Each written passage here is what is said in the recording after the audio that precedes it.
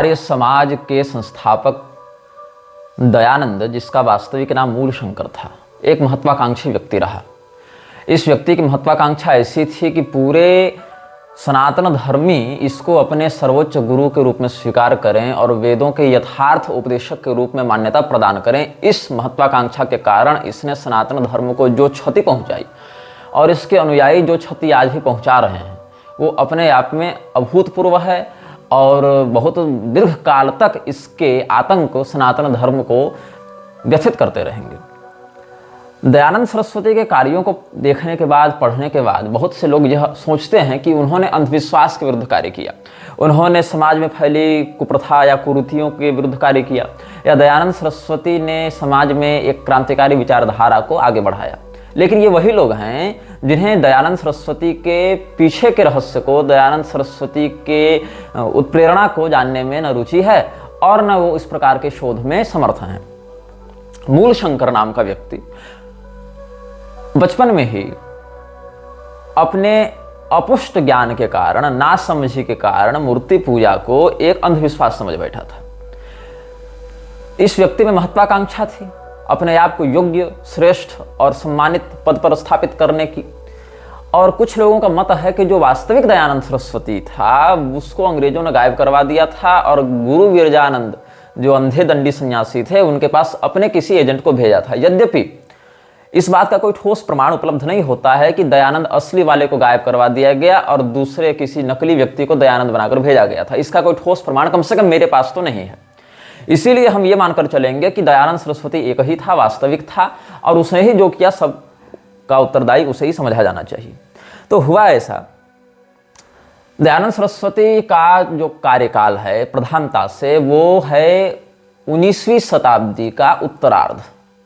1870 के बाद से आप उसको विशेष सक्रिय मान सकते हैं। 1870 से अगले 20 साल आप जोड़ लीजिए, उसके क्रियाकलाप विशेष प्रभावी हुए, उसके जीवित रहते भी और जीवन के 5-7 साल के बाद तक उसकी लिखी पुस्तकें प्रधानता से प्रकाशित होती रही मुख्य। तो ये समझा जाना चाहिए। तो दयानंद सरस्वती ने जो सत्यार्थ प्रकाश लिखी, जो एक प्रकार से सिग्मा लिटरेचर माना जाता है आर्य समाज के सैद्धांतिक स्तंभ के रूप में, सत्यार्थ प्रकाश का पूरा प्रकाशन दयानंद सरस्वती के जीवन काल में नहीं हुआ था। सत्यार्थ प्रकाश के अंतिम समुल्लास, 2 समुल्लास दयानंद के मरने के बाद प्रकाशित हुए थे। तो इसमें यह संभावना बिल्कुल हो सकती है और मेरी दृष्टि में है भी कि दयानंद ने जो सत्यार्थ प्रकाश लिखी थी, उस सत्यार्थ प्रकाश में बाद में बहुत सी ऐसी बातों को डाला गया जो दयानंद के भी विचारों के विरुद्ध थे।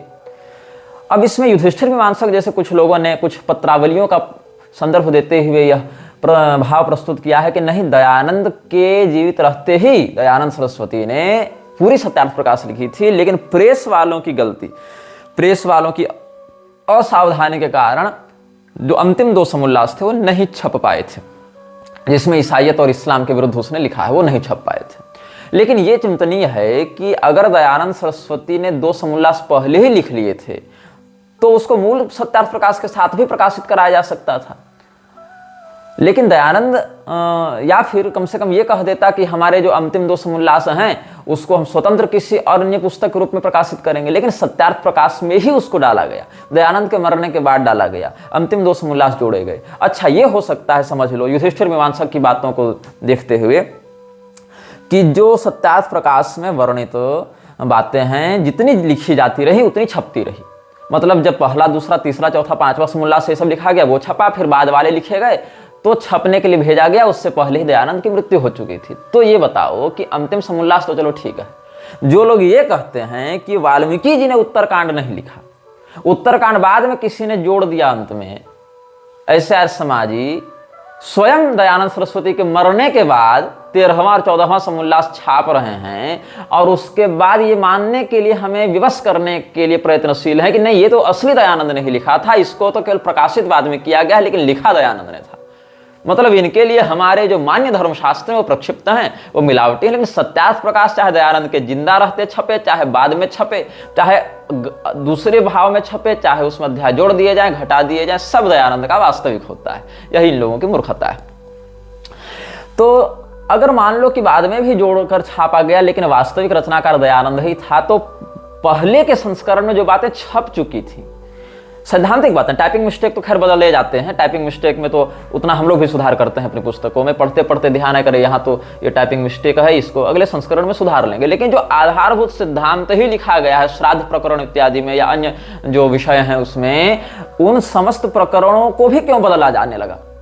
तो क्या ऐसा हुआ कि दयानंद ने पहले एक सत्यार्थ प्रकाश लिखी, आप फर्स्ट एडिशन की समीक्षा करेंगे, उसकी पीडीएफ भी उपलब्ध है, तो प्रथम संस्करण में जो बातें हैं हो सकता है पूर्णतया न समाविष्ट हो सके, इसीलिए आगे फिर अन्य अनुवाद, अन्य समोल्लासों को दयानंद के मरने के बाद उसमें प्रकाशित किया गया।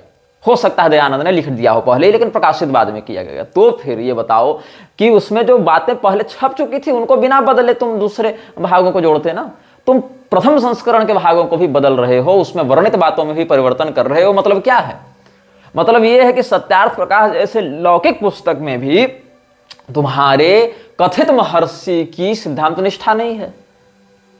हाँ, ये अवश्य हो सकता है, जैसे हमने कोई पुस्तक लिखी, अभी प्राप्त जानकारी के अनुसार हमने कोई बात लिखी, बाद में 5 साल 10 साल के बाद हमको समझ में आया कि नहीं, हमने तो वहां जो लिखा था वो बात इस मामले में गलत है या आधी अधूरी है या उसमें हमने कुछ गड़बड़ की, तो हम उसको पुनः दूसरी पुस्तक में यह लिखेंगे कि अमुक पुस्तक में हमने ऐसा लिखा था, किंतु अभी वर्तमान में हमें यह बोध हुआ है कि हमने जो लिखा वो उस समय उतना पुष्ट नहीं था, इसीलिए हम उसको शुद्ध करके यहाँ ऐसे लिख रहे हैं। यह भी विकल्प हो सकता है सदाचार के अनुसार, लेकिन नहीं, यहाँ पूरे के पूरे संस्करण में ही जो मूल बातें हैं दयानंद की, उनमें भी परिवर्तन किया गया है। तो आर्य समाज क्या कर रहा है? दयानंद सरस्वती के साथ भी छल कर रहा है, कपट कर रहा है। दयानंद की लिखी मूल सत्यार्थ प्रकाश में भी अपने मन से कुछ बातें जोड़ देना, कुछ बातें हटा देना और फिर उसको नए एडिशन में छाप देना, ये आर्य समाज कर रहा है। और इस सत्यार्थ प्रकाश के आधार पर ये लोग हमारे धर्मशास्त्रों को नकली और अप्रामाणिक और प्रक्षिप्त घोषित करने के लिए पहुंच जाते हैं।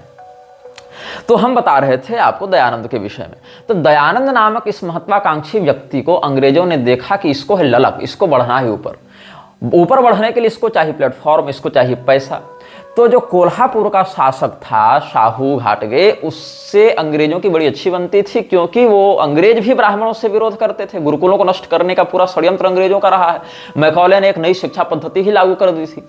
तो गुरुकुलों को नष्ट कब किया जाएगा? जब ब्राह्मणों का वर्चस्व समाप्त होगा। तो ब्राह्मणों का वर्चस्व समाप्त होगा, गुरुकुल नष्ट होंगे, तो ईसाइयत आगे बढ़ेगी। तो क्या हुआ कि दयानंद सरस्वती भी इसी विचारधारा का व्यक्ति था, उसको ब्राह्मणों से बड़ी घृणा थी, इसीलिए उसने जन्मना वर्णम व्यवस्था के आधार पर कर्मणा वर्णम व्यवस्था की वकालत करना प्रारंभ किया। और ये जितने अंग्रेज पोषित लोग हैं सारे कर्मणा के समर्थक हैं, चाहे तुम प्रभुपाद को देख लो, चाहे दयानंद को देख लो, चाहे और योगानंद इत्यादि को भी देख लो, ये सारे लोग जन्माधारित शास्त्र मर्यादित वर्णम व्यवस्था के विरोधी हैं। ये सारे लोग छद्म ईसाई के रूप में प्रस्तुत होते रहते हैं, जिसमें कई बार खुलेआम भी और कई बार छद्म रूप से भी इन्होंने इस प्रकार के भावों को व्यक्त किया है।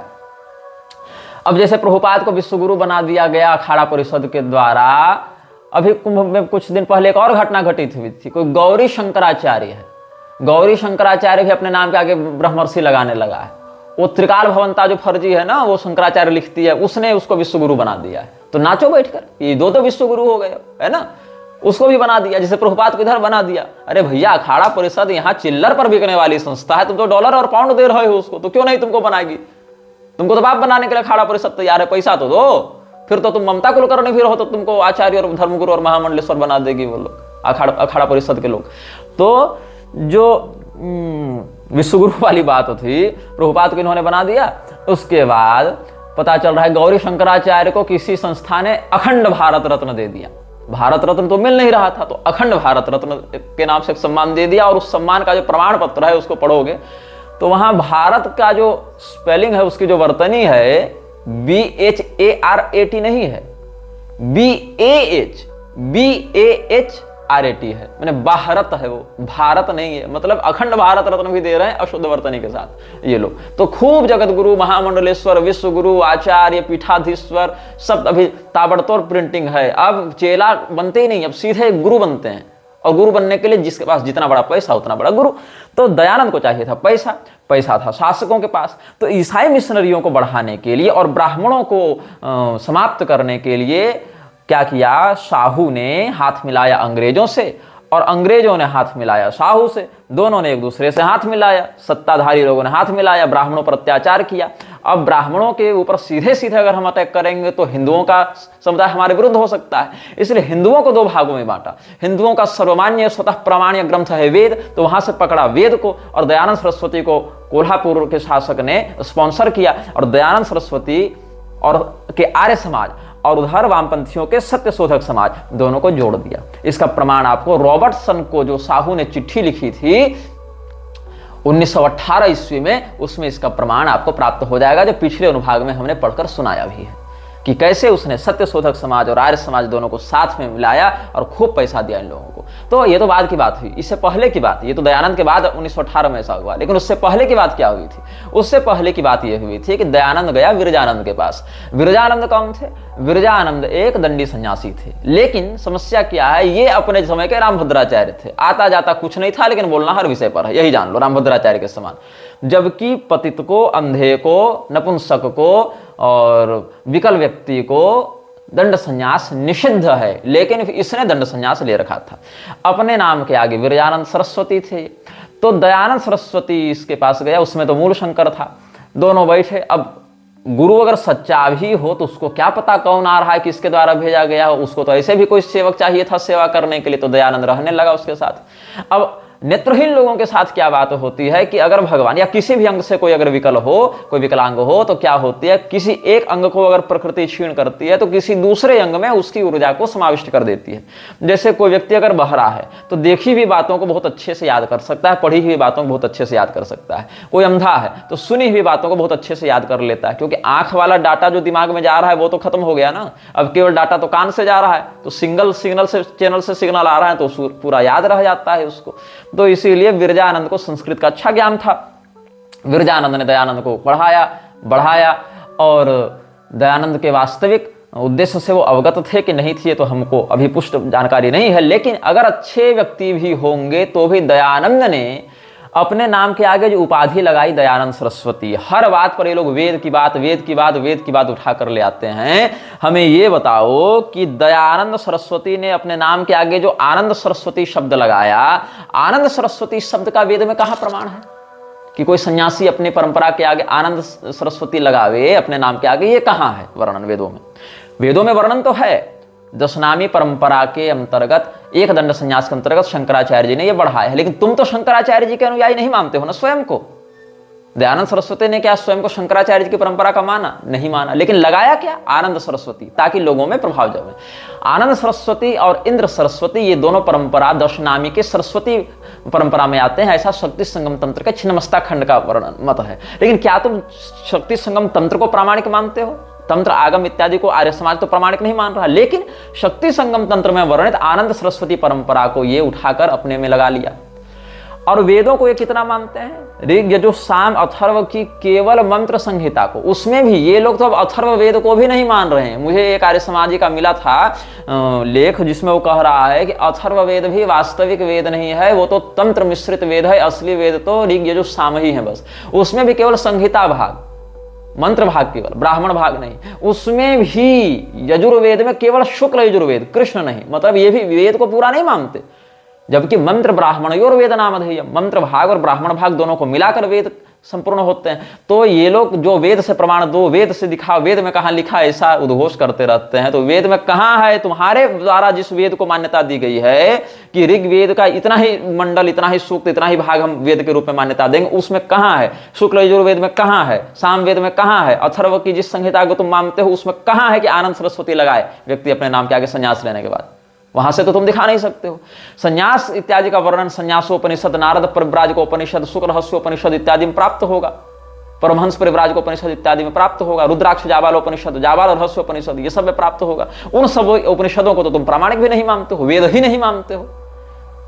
तो तुम्हारी खुद की जो दयानंद सरस्वती का नाम वाला भी विषय है वो भी पुष्ट नहीं हो पाता। अस्तु, अब हम आगे बात करेंगे सत्यार्थ प्रकाश में जो बातें कही गई हैं, वो बातें इसके दिमाग में आई कहां से। तो इसके विषय में मैं बता रहा हूं। जॉन मूर नाम के एक विदेशी ने एक पुस्तक लिखी थी, नाम था मत परीक्षा। तो मत परीक्षा जो है वो जॉन मूर ने 1839-40 में ही लिख दी थी, दयानंद के लॉन्च होने से पहले ही लिख दी थी। तो क्या हुआ, रुडोल्फ जो था, फादर रुडोल्फ मिशनरी एजेंट था, उसने लुधियाना से प्रकाशित करवाया था। जॉन मूर की पुस्तक का नाम था मत परीक्षा। पहले वो संस्कृत में भी छपी थी, फिर हिंदी में भी छपी, अंग्रेजी इत्यादि में भी छपी। तो क्या हुआ, जो मत परीक्षा है उसको हमने पढ़ा और उसमें बहुत कुछ बातें ऐसी हैं जो कि पढ़ेंगे आप तो आप आश्चर्यचकित तो हो जाएंगे। उसमें एक भाग मैं आपको पढ़कर सुनाता हूँ, एक अंश। इसमें सत्यार्थी नामक एक व्यक्ति का संवाद है। सत्यार्थी नामक एक व्यक्ति सत्य की खोज में जाता है, फिर वो गुरु शिष्य का संवाद देखता है तो उसी को नोट करता है। ऐसी एक काल्पनिक बात लिखते हुए इन्होंने बातों को आगे बढ़ाया अंग्रेजों ने। तो मत परीक्षा का उद्देश्य क्या था, सनातन धर्म को खंडित करते हुए ईसाइयत को श्रेष्ठ बताकर उसकी स्थापना करना। ये किसका उद्देश्य था, मत परीक्षा नामक पुस्तक का उद्देश्य था, जो जॉन मुइर ने लिखी थी। तो मत परीक्षा से मैं आपको 3-4 श्लोक पढ़कर सुनाता हूं अभी। शिष्य क्या कहता है, शिष्य उवाच शास्त्रोक्तान्यवताराणि भवता कृत्रिमानि यत् मतानि तत्र को हेतु रीतिमाम वक्तुम अर्हसि। तो गुरु क्या कहता है, गुरु रुवाच अनिश्चिता यथा प्रायः पुराणस्थाः कथा समाः तथा विष्णुअवताराणाम् अपि वार्ता अनिश्चिता। कस्मिन् काले अवताराणां प्रादुर्भावो भवच्छितौ कस्मिन् काले च तद्वार्ता पुस्तकेषु समार्प्यत कस्मिन् काले च लोकास्तत्कथां मंतुं प्रचक्रिरे इत्यत्र विषये तत्त्वं विनिर्णेतुं न शक्नुमः। मयोक्ता दिदृशात् शिष्यावताराणामनिश्चयात् नाहिमः होना चाहिए ना, नाहिमः बहुत पुरानी प्रति है ना, नाहिमः प्रत्ययम कर्तुम तच्चरित्रेषु करेजित। इसलिए ऊपर समाप्यति होना चाहिए। वहाँ ऊपर में लिथो प्रेस से छपती थी ना उस समय, पत्थर से छपाई होती थी, पत्थर के प्लेटिंग बनते थे तो उस समय लिथो प्रेस से छपती थी ये सब पुस्तकें। तो उसमें जो ह्रस्वई है दीर्घई है ये सब में कुछ व्यतिक्रम हो जाता था। नाहिमः प्रत्ययम कर्तुम तच्चरित्रेषु करेजित। अर्थ क्या है, अर्थ सुनकर क्या लगेगा, जैसे अगर कोई संस्कृत में सब श्लोक बतावे तो आपको लगेगा कि किसी शास्त्रीय धर्म ग्रंथ से ये सब बताए जा रहे हैं, लेकिन नहीं। 1840 ईस्वी में जॉन मूर ने जो मत परीक्षा नामक पुस्तक लिखी थी उसमें से हम ये आपको पढ़कर बता रहे हैं। इसमें शिष्य ने अपने गुरु से पूछा है कि आपने जो शास्त्रों में भगवान विष्णु के अवतारों को मनगढ़ंत बताया है उसके पीछे क्या कारण है। क्योंकि ईश्वर त्रिविध रूप में प्रतिभासित होता है, पिता पुत्र और आत्मा, मतलब सदात्मा, मतलब heavenly father and his son and the Holi spirit. ये तीनों की बात जो ईसाई कहते हैं उसी बात को सिद्ध करने के लिए जॉन मूर ने मत परीक्षा लिखी थी। इसमें इसने कहा कि हम पुराणों को प्रमाण नहीं मानते और हम भगवान विष्णु के अवतारों को भी प्रामाणिक नहीं मानते, मनगढ़ंत मानते हैं। तो शिष्य ने पूछा कि शास्त्रों में वर्णित अवतारों को आप कृत्रिम कहते हैं, आप मनगढ़ंत बोलते हैं, इसके पीछे क्या कारण है। तो गुरु क्या समझाता है, ये सब काल्पनिक बातें इसने लिखी हैं। गुरु क्या समझाता है कि पुराणों की कथाएं अनिश्चित हैं, उसी प्रकार विष्णु के जो अवतार कहे गए हैं उनका चरित्र भी निश्चित नहीं है। किस काल में वे अवतार धरती पर अवतरित हुए, किस काल में उनका चरित्र ग्रंथों में लिखा गया, इसका कोई ठौर ठिकाना नहीं है। किस काल में लोग उनकी कथाओं को मानने लगे, इस विषय में भी हम निर्णय नहीं ले सकते हैं। इसलिए हे शिष्य, मैंने जो इस प्रकार अवतारों के बारे में अनिश्चितता बताई है इस कारण से उनके चरित्र पर हम विश्वास नहीं कर सकते। अब देखो, दयानंद से लेके आज तक के जितने नास्तिक, वामपंथी, अंबेडकर, ये सब जितने हुए हैं, ये जितने लोग हमारे धर्मशास्त्रों पर आघात करते हैं, उनका आधार कौन था, यही जॉन मूर की मत परीक्षा का सत्यार्थी था। तो संस्कृत में क्यों लिखा इसने, क्योंकि एक और भारत की जनता संस्कृत से अनभिज्ञ हो जाए, इस प्रकार का षड्यंत्र ये कर रहे थे। दूसरे, बाद में जब ये लोग संस्कृत पढ़ेंगे तो इन पुस्तकों को संस्कृत में लिखा जानकर प्रामाणिक समझेंगे। संस्कृत में अगर हम कोई अपशब्द भी लिख दें तो लोग जो संस्कृत नहीं जानते उनको तो वो मंत्र ही प्रतीत होगा। तो संस्कृत में लिखे वाक्यों को प्रमाण समझेगी और लोगों का ब्रेन वॉश करने में हमको सुविधा होगी। ये षड्यंत्र था जॉन मूर का। और जॉन मूर ने जब ये सब लिखा तो और भी इसने कुछ कुछ लिखा है, मैं आपको पढ़कर सुनाता हूं जॉन मूर की पुस्तक से ही। तो भाई ये तो इसने माना नहीं ये सब, और कहता है कि ये सब जो इसने जब पूछा कि हम तो फिर क्या माने, किस बात को माने, कि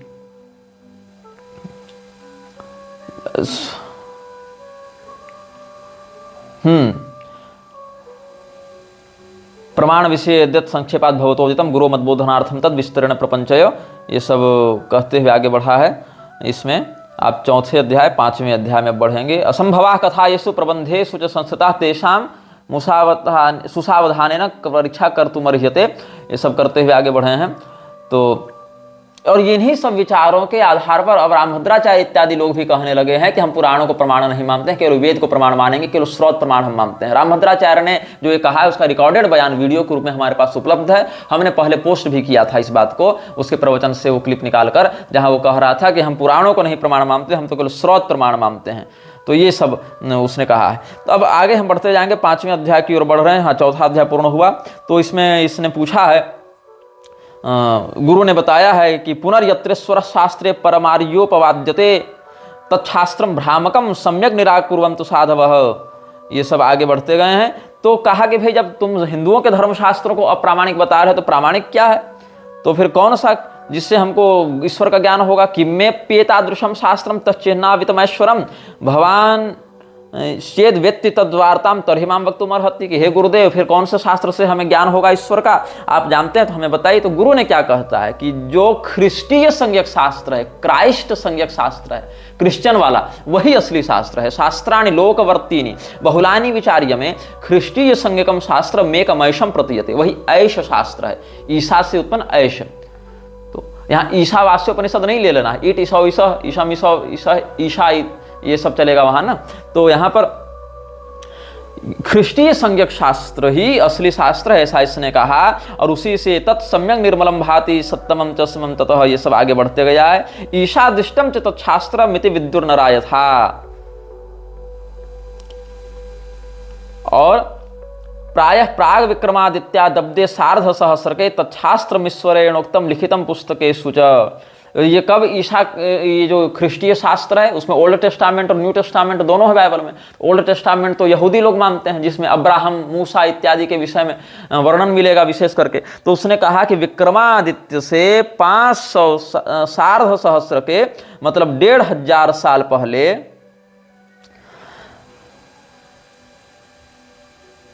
अब्दे सार्ध सहस्र के, यहाँ स का जो है सार्ध शब्द का है, मतलब सहस्त्र और उसका और आधा। तो सार्ध सहस्त्र का अर्थ हमको 1500 लग रहा है। तो 1500 साल पहले यहूदियों के देश में, जो भारत से पश्चिम में है, उसमें इस शास्त्र का अवतरण हुआ था। प्रायः प्राग विक्रमादित्या दब्दे सार्ध सहस्र के तच्छास्त्रमीश्वरेणोक्तम लिखितम पुस्तकेषु च, ये सब कहते गया है आगे। और दयालु ऋष पुत्र स येशु ख्रिस्ट इति स्मृतः, उसने क्या किया? मनुष्य का रूप धारण किया ईश्वर के पुत्र ने, और दंड से बचाने के लिए, उनको पाप से बचाकर सन्मार्ग की ओर ले जाने के लिए अपने आश्चर्यजनक कर्मों से अपनी महिमा को प्रदर्शित करते हुए वो अवतरित हुआ ईश्वर का पुत्र। दयालु ऋष पुत्र स येशु ख्रिस्ट इति स्मृतः नृजाति मंघसाम दंडान नृजातिम अंधसाम दंडान मोचनार्थम अवातरत, ये इसमें कहना चाह रहा है। तो ये सब जो है अब इसका प्रमाण कहाँ मिलेगा? तो इसमें ख्रिस्टीय संहिता को पढ़ो, ऐसा इसमें इसने कहा है। मयुक्ता सांप्रतम याजा श्री ख्रिस्टस्याद्भुता क्रिया कृतास्ता साक्षिणाम साक्षात विपक्षश्च परोक्षिताः, ये सब आगे कहते गया है। इसीलिए जो बाइबल है वो अखंड है। इसका कहना है कि बाइबल के सिद्धांत का, ख्रिस्टीय शास्त्र के सिद्धांत का कोई खंडन नहीं कर सकता है। तादृक पांडित्य संपन्नास्ते तदानोन्नता जना ख्रिस्टीय शास्त्र सत्यत्वम खंडितुम न ह्य शक्नुवन, ये सब। और मतम यत् खाष्टकम प्रतना निराकुर्वन् यहूदिनः पूर्वे च यवनास्तस्य कारणं या व्याकरोमिते ऐशं यहूद्य देशीय भव्य वक्तृगणैर्पितं सच्छास्त्रमिति ते शिष्य संक्षेपेण पुरा वदम् शास्त्रेषु तेषु वृत्तान्तो नरत्रातुश्च कस्यचित् भव्यस्य लिखितस्तुभ्यम् एतदप्युक्तवानहम्।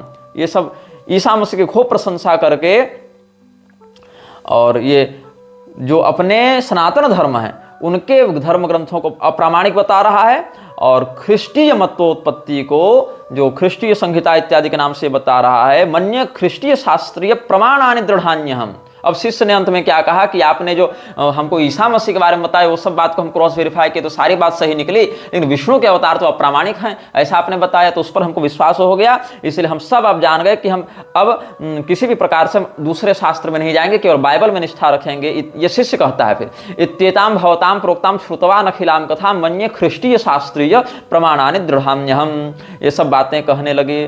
तो ये जो मत परीक्षा है, इसी मत परीक्षा में पितृपुत्र सदात्मेति त्रिरूपात्मक ईश्वर मंतव्य एक एवापि निर्विकार सदास्थित, ऐसे कहते हुए मत परीक्षा को ये सब आगे बढ़ाते गए। ये पूरी पुस्तक आप समयानुसार पढ़ सकते हैं। तो क्या हुआ कि जॉन मूर ने ईसाई मत की स्थापना करने के लिए अपनी पूरी खोपड़ी लगाकर पहले भाग में भारतीय मतों का दोष दिखाने का प्रयास किया और दूसरे भाग में ईसाइयों की श्रेष्ठता और ईसा मसीह की सर्वश्रेष्ठता और ख्रिस्टीय शास्त्र, जिसको बाइबल का इसने हिंदी संस्कृत नाम रखा था, उसकी पूर्ण प्रामाणिकता दिखाने का प्रयास किया है। तो इसमें जॉन मूर ने सत्यार्थी नामक एक उपदेशक की कल्पना की है, जो अपने तर्कों से पहले भारतीय सांप्रदायिक शास्त्रों का खंडन करता है, देवताओं की निंदा करता है, पुराणों से संदर्भ निकालकर परस्पर विरोध दिखाते हुए उनकी हंसी उड़ाता है और विभिन्न प्रकार के मतों में विरोध दिखाने के बाद यीशु के मत में एक रूपता सिद्ध करके लोगों को ईसाइयत की ओर आकर्षित करता है। तो सत्यार्थी के मुख से जॉन मूर ने जो जो बातें कहलाई हैं मत परीक्षा में, उन्हीं बातों को सत्यार्थ प्रकाश में दयानंद सरस्वती ने लिखा है और सत्यार्थ प्रकाश उसका नाम भी रखा है। अब सत्यार्थ प्रकाश में जो शब्द है सत्यार्थ, इस सत्यार्थ शब्द के पीछे दो बातें हैं। एक तो थियोसॉफिकल सोसाइटी का लोगो, उसको तुम देख लेना, और दूसरा जॉन मूर का सत्यार्थी। तो थियोसॉफिकल सोसाइटी पर भी हम चर्चा करेंगे और सत्यार्थी पर भी चर्चा कर रहे हैं। तो a sketch of the argument for Christianity and against Hinduism in Sanskrit verse, इस नाम से यह पुस्तक सबसे पहले छपी थी कि इस हिंदुओं के विरुद्ध ईसाइयों के प्रमाण को प्रस्तुत करने के लिए संस्कृत में इसे लिखा गया। इसका नाम है मत परीक्षा और संक्षिप्त रूप में ये कब छपी थी? 1839 ईस्वी में, 1839। अब उस समय जब ये 39 ईस्वी में छपी तो मत परीक्षा में थे 379 श्लोक, 379 श्लोक थे, और फिर पुस्तक के अंत में 35 श्लोक और जोड़े गए हैं। तो 5वां अध्याय जो है, वहां से भी हमने आपको कुछ संदर्भ दिया, उसमें भारतीय शास्त्र विचार के नाम से प्रकरण है, जिसमें जॉन मूर ने जिस प्रकार से उसको लिखा है, जॉन मूर ने उससे भारत में प्रचलित धर्म का खंडन किया जा रहा था उसमें। तो जॉन मिल ने एक पुस्तक लिखी थी श्री कृष्ण संहिता के नाम से, ईसाई संहिता के नाम से, और उसको ये श्रीमद् भगवत गीता के समानांतर बता रहा था। तो देख लो आज के इस्कॉनिये क्या कह रहे हैं कि गीता क्या है? बाइबल का सीक्वल है, और ये लोग भी गीता के समानांतर ख्रिस्टी संहिता लिखने की बात कर रहे थे, और उसी का संदर्भ दिया है जॉन मूर ने मत परीक्षा में और कहा कि श्री कृष्ण संहिता, कृष्ण संहिता नहीं, ख्रिस्ट संहिता, क्राइस्ट संहिता ही प्रामाणिक ग्रंथ है, और वो ईसा मसीह का जो दिव्य चरित्र है उसी से तुम प्रमाण ग्रहण करो। तो जॉन मूर ने जो भी लिखा था उसका उद्देश्य क्या था? ईसाई धर्म का प्रचार। और मत परीक्षा के नाम से 1840 में भी फिर पुनः प्रकाशित हुआ, जिसमें श्लोकों का विस्तार किया गया। और जॉन मूर का, और हम आपको यहाँ से जो सत्यार्थी इत्यादि के माध्यम से उसने बताया है, तो इसमें और देखिए, गुरुर्वाच आचारान भारतीया या ननु तिष्ठन्ति साम्प्रतम न वेदार्थानुकूलास्ते बहुधा विकृतिस्त्वभूत न वेदतोर्चनाम कोपि सम्यक् आचरति द्विजः प्रायश्च नावगच्छन्ति तन्मतानि बुधा अपि यथोक्तं प्राङ्मया शिष्य तथा धर्ममतादिषु विकारं क्रमशः प्राप्तान् विद्धि भारतवासिनः तस्माच्चाधुनिकाः विप्राः पुराणोक्तमतानुगाः वेदत्यजः प्रतीयन्ते न तु वेदानुयायिनः धर्मस्याधुनिकस्यातः खण्डनं यश्चिकीर्षति किं खण्डनेन वेदानाम् अस्तित्वस्य प्रयोजनं सिद्धे पौराणिकानां हि मतानां खण्डने स्फुटे धर्मस्याधुनिकस्यापि खण्डनं सिद्धति ह्यलम्। इन श्लोकों का अर्थ क्या है? जॉन मूर ने क्या लिखा है? गुरु के माध्यम, गुरु और शिष्य का संवाद उसने कल्पित किया है ना, सत्यार्थी उपदेशक के माध्यम से। तो उसमें क्या लिखता है कि आजकल भारत के लोग जिस आचार का पालन करते हैं वो वेद के अर्थ के अनुकूल नहीं है, वे अनेक रूपों में विकृत हो गए हैं। आजकल कोई ब्राह्मण वेद के अनुसार भली भांति अर्चना नहीं करते हैं। मतलब उस समय जॉन मूर क्या कह रहा है कि यहाँ के ब्राह्मण वेद के अनुसार काम नहीं करते हैं। उस समय के ब्राह्मण मतलब इसके लिए वेदज्ञ नहीं थे, लेकिन जॉन मूर बता रहा है कि हम बताएंगे वेद क्या है। अच्छा सुनो, प्रायः विद्वान भी वेद के मत को नहीं जानते हैं, ठीक है। हे शिष्य, जैसा कि मैंने पहले कहा कि धर्म और मतों में भारत के लोगों को विकृत माने, मतलब भारत के लोग धर्म और संप्रदाय के विषय नहीं जानते। विकारः क्रमशः प्राप्तान विद्धि भारतवासिनः कस्मिन् विकारम प्राप्तान धर्म मतादिषु। इसीलिए आजकल के ब्राह्मण पुराणों के अनुयायी हो गए, वेद को नहीं जानते हैं, ऐसा इसने दावा किया। तस्मात् चाधुनिका विप्राः पुराणोक्त मतानुगाः वेदत्यजः प्रतीयन्ते न तो वेदानुयायिनः धर्मस्य आधुनिकस्यातः खण्डनं यश्चिकीर्षसि। इसीलिए वर्तमान में आधुनिक ब्राह्मण पुराणों के मतों के अनुयायी हैं, जो वेदों का परित्याग करने वाले प्रतीत होते हैं, वे वेद के अनुयायी नहीं हैं। अतः वर्तमान में प्रचलित धर्म का खंडन करने की इच्छा जो करते हैं उन्हें वेदों के मतों का खंडन करने की आवश्यकता नहीं है। पौराणिकों का मत यदि खंडित हो जाता है तो आधुनिकों का मत भी खंडित हो जाएगा, जो कि पर्याप्त है। सिद्धे पौराणिका नाम ही मतानाम खंडन स्फुटे धर्मस्य आधुनिकस्यापि खंडनम सिद्धति ह्यलम। तो भारत में ईसाई मत के प्रचार के लिए पौराणिक मतों का खंडन कर देना ही जॉन मूर का उद्देश्य था। स्पष्ट कहता है कि यदि हम पौराणिकों का मत खंडित कर देते हैं तो वेद का खंडन करने की आवश्यकता नहीं रहेगी, क्योंकि वेद को तो लोग जान नहीं रहे अधिक। अच्छा, वेदाधिकार सबके पास है भी नहीं, वेद तो क्रमशः परंपरा प्राप्त ग्रंथ हैं। तो अगर पौराणिक मत के ही माध्यम से हिंदू धर्म आगे बढ़ रहा है, लोग अधिकाधिक, क्योंकि स्त्री शूद्र द्विज बंधु नाम त्रयी न श्रुति गोचरा, स्त्री शूद्र और पतित ब्राह्मण क्षत्रिय वैश्य आदि तो वेदाधिकार रखते नहीं, इसीलिए वो वेद ज्ञान से रहित हैं। तो उनको वेद कैसे प्राप्त होगा? तो उनको वेद प्राप्त होगा पुराणों से। वेद का जो मर्म है, ज्ञान है, वो पुराणों से प्राप्त होगा। इसीलिए अगर हम पुराणों को ही खंडित कर देते हैं सीधे सीधे, तो वो एक बहुत बड़ा वर्ग सीधे सीधे वेद के भी ज्ञान से रहित हो जाएगा, और बाकी पुराण के खंडन से हम सीधे वेद के मत का भी खंडन कर देंगे। इसीलिए अलग से वेद के खंडन की आवश्यकता नहीं है, केवल पौराणिक मत पर प्रहार करो, पुराणों पर चोट करो। इससे क्या होगा कि वेद भी स्वतः खंडित होने लग जाएंगे।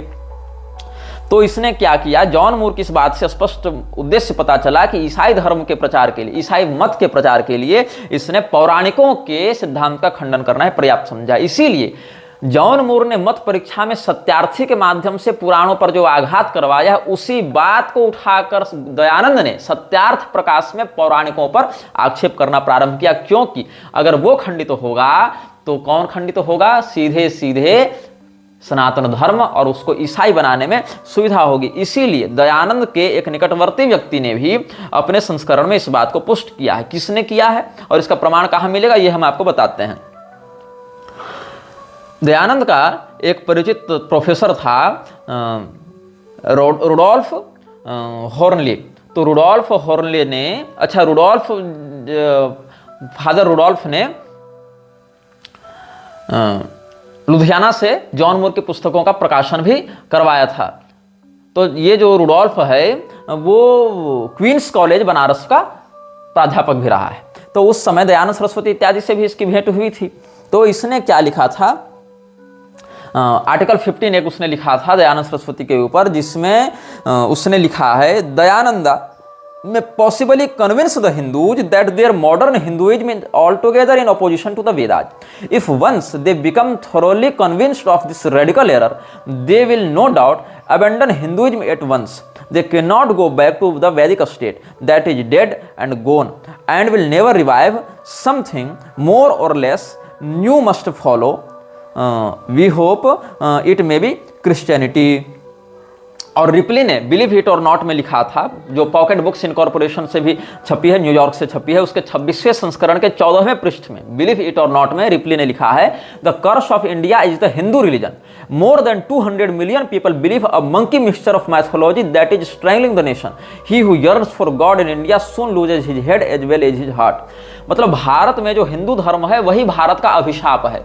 अंग्रेजों ने क्या सिद्ध किया भारत में कि हिंदू धर्म ही अभिशाप है भारत का. इसीलिए सत्य शोधक समाज हो चाहे आर्य समाज हो, इन्होंने सीधे सीधे हिंदू धर्म पर ही चोट करना आरंभ किया, चाहे वो वामपंथियों के माध्यम से हो चाहे आर्य समाज के माध्यम से हो. और क्या लिखा है रिप्ली ने, अंग्रेजों ने क्या बताया कि 200 मिलियन मतलब 20 करोड़ से अधिक हिंदू एक खिचड़ी मैथोलॉजी पर, एक उलझे हुए अंधविश्वासी मैथोलॉजी पर विश्वास करते हैं, जो इस पूरे देश का गला घोंट रहा है. जो भारत में ईश्वर की खोज कर रहा है वो व्यक्ति शीघ्र ही अपना माथा और दिल दोनों गंवाएगा. मतलब इस प्रकार से इन्होंने हिंदुओं के प्रति नफरत का बीज बोया था, घृणा का बीज बोया था. और हिंदुओं को धर्मशास्त्र का ज्ञान कहां से मिल रहा था, तो सीधे सीधे ब्राह्मणों से प्राप्त हो रहा था, क्योंकि धर्मोपदेशक तो ब्राह्मण थे. इसीलिए ब्राह्मणों के विरुद्ध भी इन लोगों ने अत्याचार किया. तो रुडोल्फ ने जो बात कही थी उस बात को कहां पर आप प्रमाण के रूप में देख सकते हैं. इस बात को द क्रिश्चियन इंटेलिजेंस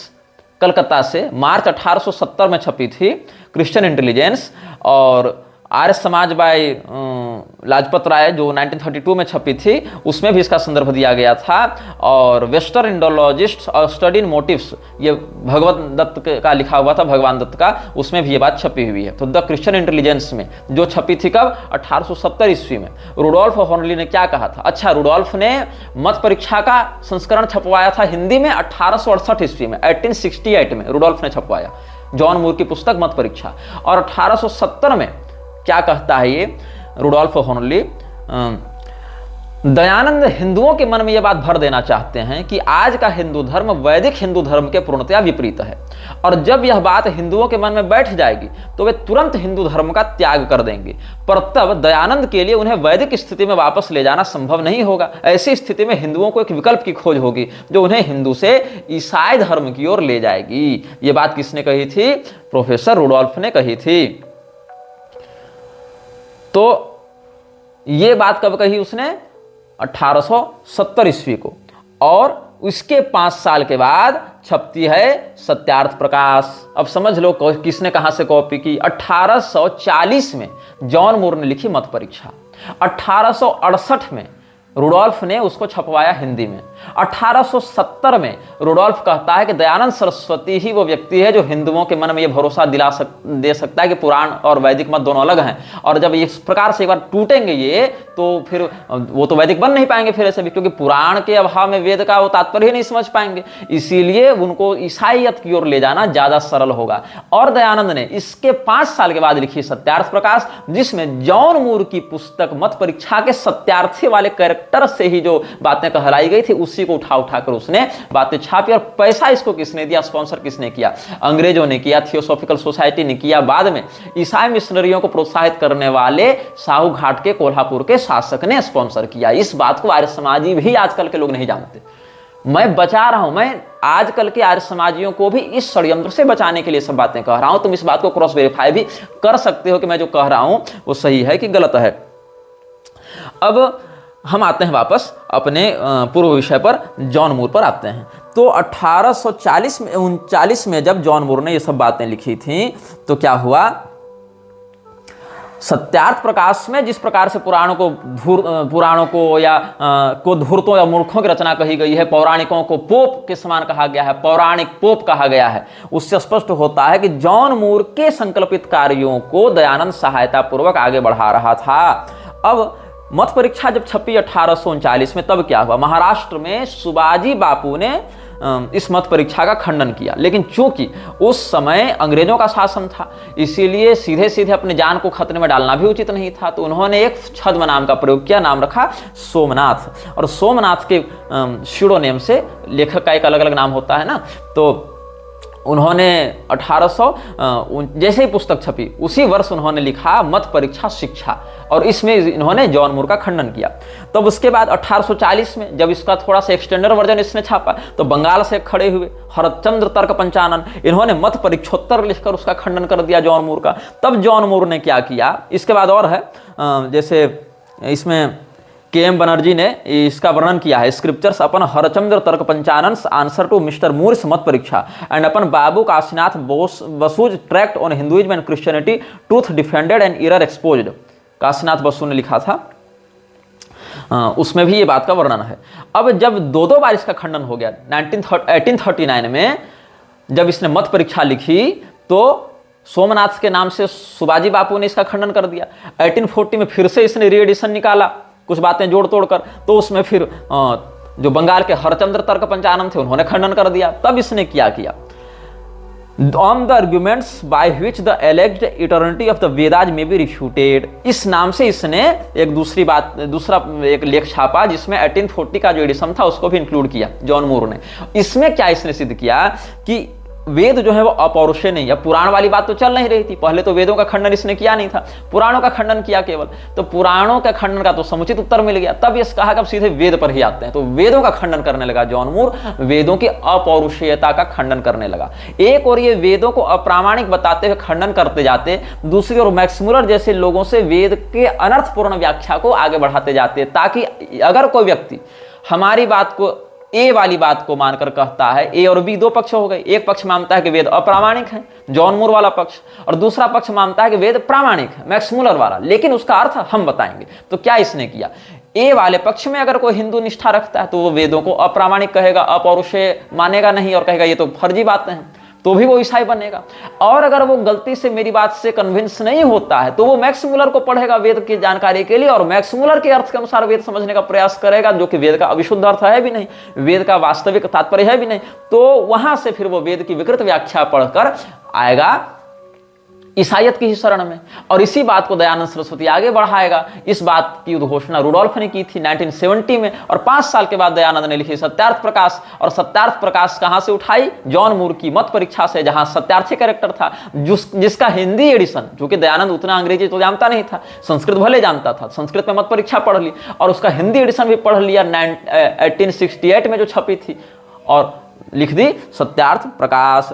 अब जो इसमें बीच में नीलकंठ गोरे ने भी, बनारस के विद्वान ने भी एक पुस्तक लिखी थी शास्त्र तत्व विनिर्णय, जो कि 1844-45 में छपी थी। ये भी मत परीक्षा के खंडन करता हुए। तो फिर धर्माधर्म परीक्षा पत्र नाम से प्रकाशित हुआ था 1861 में। वहाँ भी जो मत परीक्षा के तीसरे संस्करण के बाद लिखा गया था। बीच में 1857 के विद्रोह के कारण ये सब बातें पीछे जाने लगी थी। तो ये सब क्या हुआ कि 1839 से लेकर 1861 तक लगभग 20-22 सालों तक जॉन मूर की मत परीक्षा का इतना खंडन होता रहा। जॉन मूर के द्वारा पुराणों पर जो आक्षेप किए गए थे उसके विरुद्ध 4-5 पुस्तकें लिखी गई थी। फिर भी दयानंद ने थियोसॉफिकल सोसाइटी के साथ हाथ मिलाया।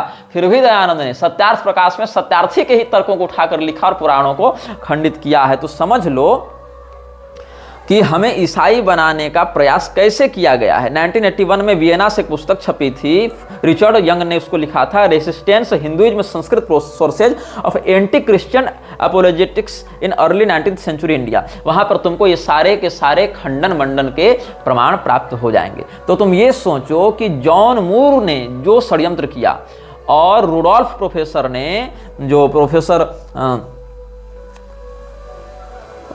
रुडोल्फ हॉर्नली था, उसने क्या बातें लिखी हैं और किस प्रकार से उसने दयानंद को ग्लोरीफाई किया, इस बात को कहते हुए कि ये व्यक्ति ही वो माध्यम बनेगा जिससे हिंदू वैदिक मत को अलग मानने लगेगा और पौराणिक मत को अलग मानने लगेगा। पुराणों में अश्रद्धा हो जाएगी तो वेद की ओर जाएगा, वेद समझ में आएंगे नहीं, वेद में भी अश्रद्धा होगी फलतः।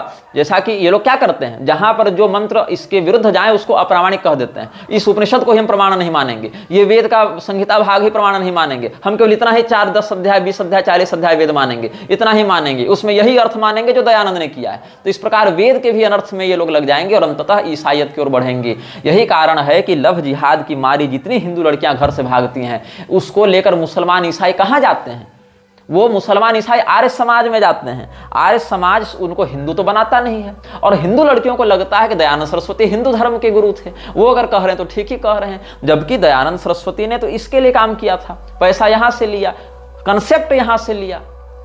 तो हिंदू लड़कियों को क्या लगता है कि हम तो आर्य समाज में जा रहे हैं, मतलब हिंदुओं में ही रहेंगे हम, और ये मेरा जो प्रेमी है वो तो हिंदू बन रहा है, जबकि वो हिंदू नहीं बन रहा होता है, वो आर्य समाजी बन रहा होता है सर्टिफिकेट पाने के लिए केवल, ताकि कोर्ट में उसके विरुद्ध कोई केस न किया जा सके। और आर्य समाज को तो हिंदू मुस्लिम से मतलब नहीं है, वो तो एक एनजीओ है, उसको तो अपनी मेंबरशिप बढ़ानी है। तो आर्य समाज जो है वो मेंबरशिप बढ़ाने का उसको फॉर्म दे देता है, वो अपने नाम को आर्य कह लेता है और 2 बार हवन का नाटक कर लेता है, फिर वो कर लेता है सर्टिफिकेट की प्राप्ति। और उसके बाद वो हिंदू लड़की के साथ क्या क्या होता है ये हर दिन अखबार और टीवी और सोशल मीडिया में आप देख ही रहे हैं। तो हिंदू लड़कियों का सबसे बड़ा शत्रु कौन बन गया है? आर्य समाज, क्योंकि उनको विशुद्ध वर्णाश्रम व्यवस्था के विरुद्ध जाकर म्लेच्छ संगति कराने के लिए प्रस्तुत करने वाला है आर्य समाज। वही इनको प्रामाणिकता दे रहा है और वही इन सबों को बहका रहा है और मूल सनातन धर्म का खंडन करके मूल हमारी शास्त्रीय परंपरा पर आघात कर रहा है। तो आर्य समाज का जो दयानंद सरस्वती संस्थापक रहा, उसके सत्यार्थ प्रकाश की अवधारणा के पीछे विरजानंद का हाथ नहीं था। उसका गुरु विरजानंद नहीं कहलाएगा, उसका गुरु कहलाएगा जॉन मूर। और जॉन मूर ने इस प्रकार से दयानंद सरस्वती को उत्प्रेरित किया, वर्बली उत्प्रेरित किया सत्यार्थ प्रकाश लिखने के लिए, जिसमें सत्यार्थी के जो मत परीक्षा का कैरेक्टर है, एक पात्र है सत्यार्थी, उसके कुतर्कों को आधार बनाकर दयानंद ने ये सब बातें लिखी हैं। और इस बात की टेस्टिफिकेशन उस समय के जो अंग्रेज प्रोफेसर्स थे, जो दयानंद के निकटवर्ती थे, दयानंद की जिनसे भेंट मुलाकात होती रहती थी, दयानंद के साथ जिनका उठना बैठना था, उन्हीं लोगों ने इस बात को टेस्टिफाई भी किया है। अब जो थियोसॉफिकल सोसाइटी है, उससे जुड़े जो लोग हैं, उसका क्या संबंध मृक्षराज से है, लोगों के दृष्टिकोण से भी आप देखेंगे और सिद्धांत के दृष्टिकोण से भी देखेंगे, आचरण के दृष्टिकोण से भी देखेंगे, तो आपको ये सारी बातें समझ में आएंगी।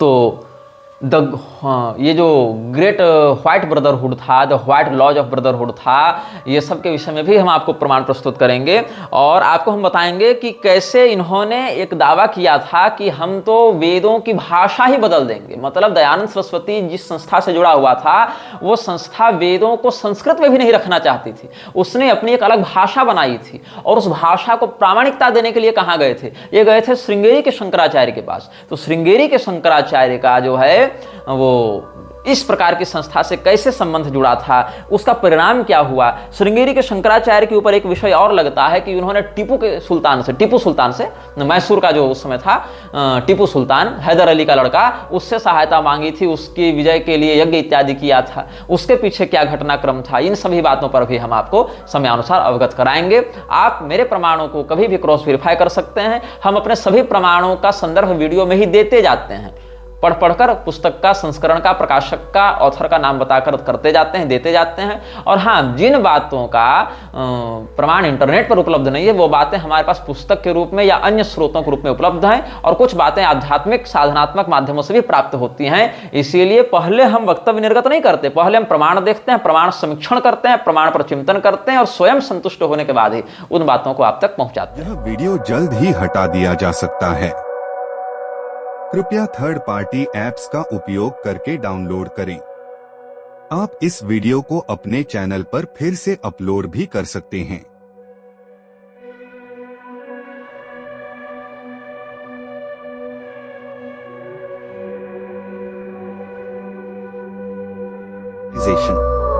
This video may get deleted soon. Please download using third party apps. You may also re-upload this video on your channels. Thank you.